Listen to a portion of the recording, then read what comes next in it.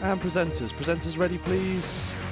10, 9, 8, 7, 6, 5, 4, 3, 2... Cut, go vamp, cue.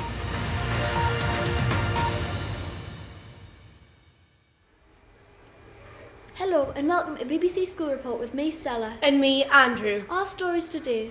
Marden's 50th birthday, the latest on our plans to celebrate. Help for heroes, but why are British soldiers in Afghanistan getting a smaller pay rise than door claimants? Meanwhile, how do people feel about the soldiers' return home in 2014? Why are literacy standards failing to make grades in hundreds of schools? Excitement is growing ahead of the London Olympics this summer. And the big hopes for Newcastle United trying to reach for Europe. And finally, the weather. But first, Marden's 50th birthday. We go straight to Becca with the rest of the story. 50-year anniversary approaches for Marden High School. We interviewed some of the staff and students involved to find out the plans for the birthday. Do you think this is an important birthday for Marden? Yeah, because it's 50. Would you go to Marden reunion in another 50 years? Don't know, depends where I am in life. Did any of your relatives attend this school? Yes, my mum did.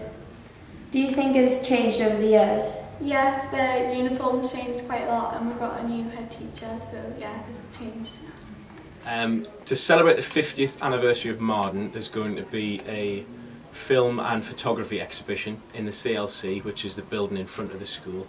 And at the moment we're cataloguing and collecting and asking a lot of people to send in all their photographs from the last 50 years and any video footage they've got and any archive material, and we're going to put it all together in a big gallery for anyone to come and see. I'm in charge of trying to get a lot of photographs from people, and a lot of people are sending things through the Facebook wall, which is quite good, and I quite like looking at all the old photographs and going back through time, because I went here as well and now I work here, so it's quite interesting for me to go back down memory lane, so it should be quite good. So 50 years have gone by for Marden High School, and we wish the staff and students many more happy years at this school. Thank you, Becca. Now over to Caitlin with a report about soldiers' pay rise being less than the dole rise. I asked some students in year 8 if they thought it was fair that Afghanistan troops were getting paid less than people on dole. No, I don't think it's fair how little their wages are, because they should be getting more for defending the country. I don't think it's fair at all, because they get 1% and they're risking their lives. And like people on benefits get 5%, and that's just way too much. I think they're really brave, and I would never put myself up on the front line like that. Do you think it's fair how little their wages are?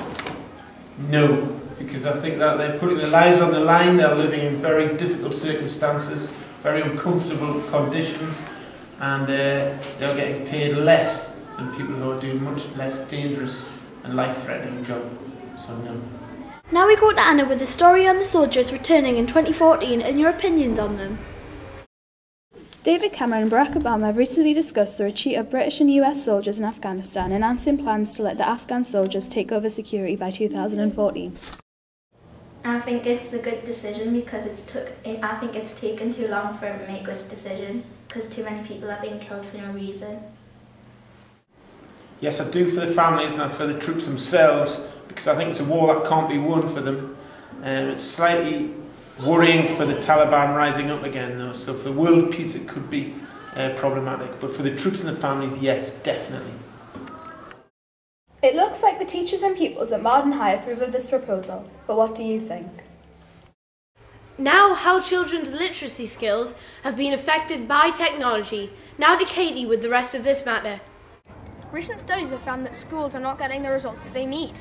More than 1,300 schools in England are failing to teach the basics. 1/3 of 11-year-olds aren't achieving the results they should be in reading, writing and maths.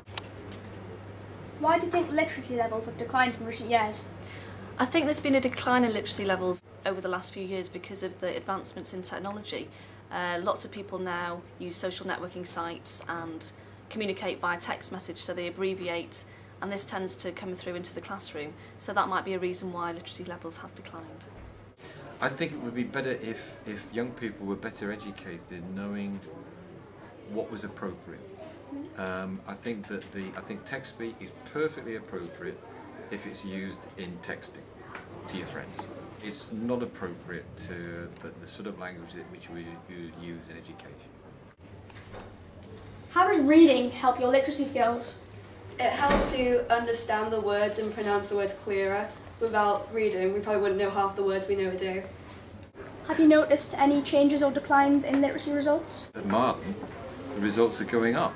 But what certainly has happened in the time that I've been teaching is that the demands of the world of work and education have been much greater in terms of literacy.